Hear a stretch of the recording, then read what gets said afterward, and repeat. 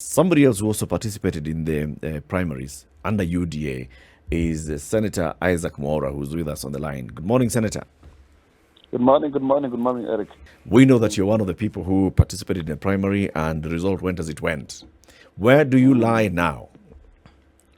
No, I decided to let go because I realized this whole issue must come to an end. Obviously, the process was not perfect. I have 14 grounds, for example, that I feel things didn't go right. Eric, you'll know that I actually sponsored the party primaries bill, and we have discussed it with you the last time I was on the show. Yep. And the whole aim is because I have experienced this before under Jubilee and during the Kasarani debacle, the Men in Black thing, people remember that. And now this one. To be honest and to be very sincere, political parties do not really have the capacity to conduct plebiscites akin to the IEBC as to occasion who is a winner or loser in this so-called party primaries. Unfortunately, we decided to do the universal suffrage, and if you look, for example, at Ruiru, the turnout was actually 3%. Now, do you want to say that 3% represents the people? So parties generally don't have that capacity. Was it 3% of registered voters or 3% of UDA members? 3% of registered voters. And how many of them are UDA members? The UDA membership is not really something you can go by because that was discarded. The IEBC register was the one that was being used in 2017, and that also jeopardized the participation of the young people who have registered since then. So there are many people who were not in the voter register. So what I'm trying to say in short is that really I don't think there's any single political party that has got the infrastructure to occasion a proper election, in the nomination. So that's something we need to agree. And in my bill, I had actually proposed that in the 5th year, any parliamentary political party, there should be a special fund to help them do so. Because remember, for example, UDA, it's in the public domain. My party say that we use 500 million to do this exercise. Yet IEBC would do a similar exercise with 40 billion.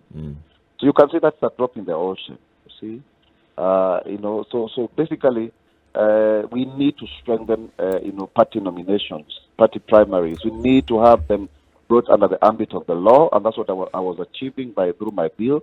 So that then you also determine things like which register to be used, because we always revert back to the IEBC register based on the ruling of Justice Odunga.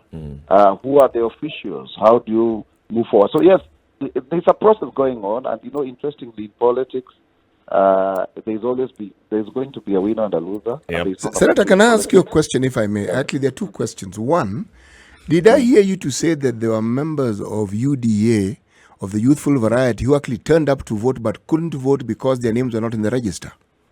Yes, please. Yeah, that's for sure, and that cuts across because the register that obtained was not the UDA membership register because the threshold was very low. For example, in Ruiru, we had registered about 17,000 people. I was once spearheading the process. So can you imagine 17,000 people against a voter, register of 170? Then so let me ask the question: do you have any idea as to how often the IEBC register is updated? It is a continuous process. But then the new register for 2022 will only be available 60 days to the general election. So you're talking about by 9th of June. So anything in between there, you cannot really verify. You can only resort. So essentially the register is historical, more than current. Yeah, it's historical. It's historical. Senator, I mean, you talk about, strengthening parties. So I think one of the ways to go about this is to strengthen parties, then to allow them to have all they need when it comes to nominations, these primaries, right? In terms of information, because I'm looking at something as basic as the register. And to be able to have a situation why we're asking when we're having to ask questions after the fact is a bit troubling to me. That to say that a register, which is something that should be quite apparent, that we're going to either use the IEBC register or we're going to use the party register. That's something that going into these nominations, everybody should be on the same page in terms of what we are going to do. What do you think needs to change for some of the mundane things that probably folks are not really thinking about? And then I dare say that it was something that nobody really paid any attention to, but that is something that is such a strong bone of contention today. that across board, it doesn't matter what party we're talking about, everybody's already complaining that should we have used the IEBC register or should we have used the party register? So for something that would look as though it's too small in terms of details, seems to be a really big issue. Now, it looks to me like it's an issue of information that should have been shared and debated on well in advance of these primaries. So how do you deal with some of these issues which seems to have just been ignored as opposed to something that ought to be in the law?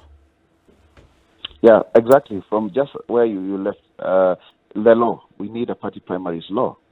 We need a bill that really regulates party primaries. And that's what I was trying to achieve before I was thrown out of the Senate. And so therefore, because those things, they sound like it's just a suggestion in a conversation, but it's actually very basic, very germane in terms of, for example, when you have a register, then you determine who actually votes.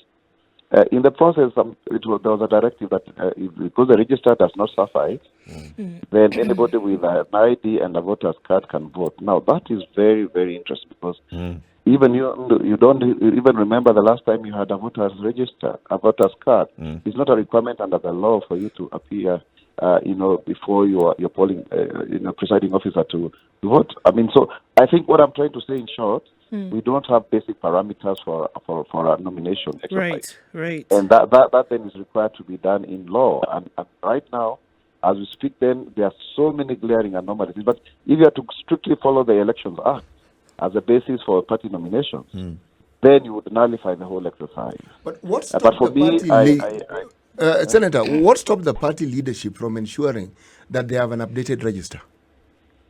Because if you depend on the IEBC register, then it's beyond your control, because that's the only Mr. Makweli, the party register would franchise so many supporters would never go to register, because the nature of our political parties is that they get born and become big at least a year or less before elections. So, for example, UDA is just a big political party, but very young. You see the contradiction in there. Yep. A very big political party is the biggest political party based on the surveys that have been done, but it's very young. It's actually a year or less old, you see. So to have that capacity to conduct this exercise becomes a very Herculean task. You could say the same of ODM, you could say the same of the other, significant political parties within our political landscape.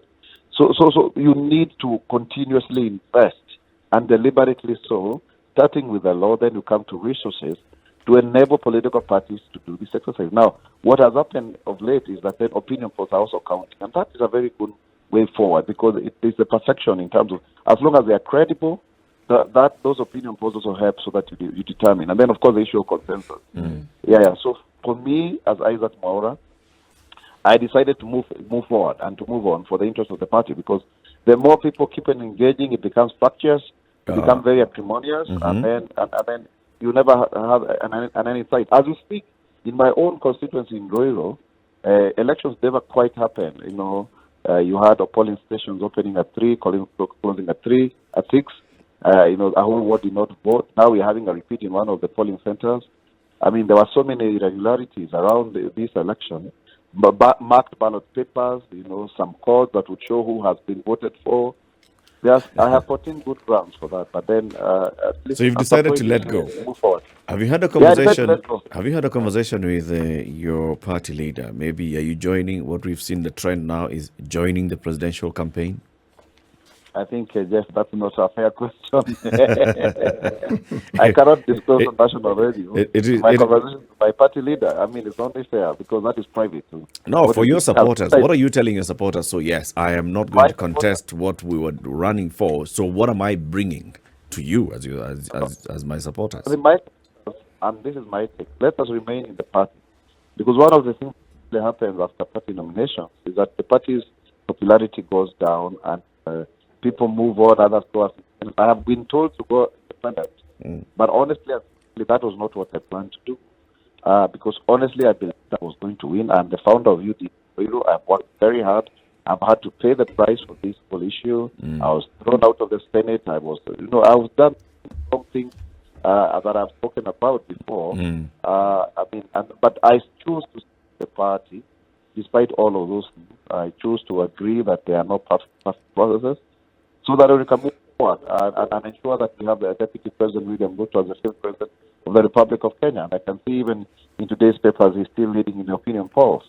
So personally, that's the route that I've chosen. Okay. And I'm not going to backtrack, because at some point we just have to agree that we have to, have a way out. Even I was to go before the tribunal with the evidence that I have, believe you me, if you were to do it, I would win this election. If I was to go before the tribunal with the evidence that I have, it will be nullified, because it was a real sham on that regard. We must also agree we cannot keep on having contestations here and there. In fact, in Kikuyu, and allow me to say it in Kikuyu, we say, I mean, somebody may have understood. You cannot keep on contesting and what have you. So you have to move forward, and I hope that it's the best interest of the party. It's not a very decision to make, by the way, Jeff. It's been a very painful process. And also, allow me to say, because of the people that I represent, because for me, this was not just an election for the sake of just having, MWAURA being member of parliament. It was a question of trying to break the glass ceiling so that people who are like myself see that even they too have to be leaders, and that they can not just to be nominated, for example. They can be elected directly. Directly by the people.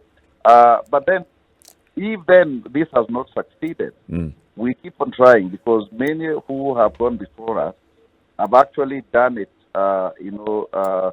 severally. I am very excited I'm very encouraged by the fact that people, the greatest of leaders have actually tried before they ever made it. Okay. So personally, that's what I would want to say. I may not be happy with what happened, but I really also don't want us to continue belaboring the point. That's a good way to go, Senator, and we thank you very much for speaking to us. Like you said, there's still the journey continues, the journey for persons with disabilities to also participate directly in an election, to get elected directly, is a journey that others before you, like you've said, and you have started, but it must continue. Asante for speaking to us, and all the best. Maybe a final word is to say this. I really want to say that I want to thank the people of Ruiru. I know many of them are disenfranchised because of what really happened. And I want to end by this quote. In life, some people's journeys to stardom and excellence may be more difficult than others, especially for pioneers. They have to pay the price in every step of the way in order to set parameters by creating pathways for those who come after them. If this is your portion, keep pushing, keep fighting. You'll be there someday, and if not, those who come after you will have it in an easier way. A luta continua. Thank you very much. Asante sana, Isaac.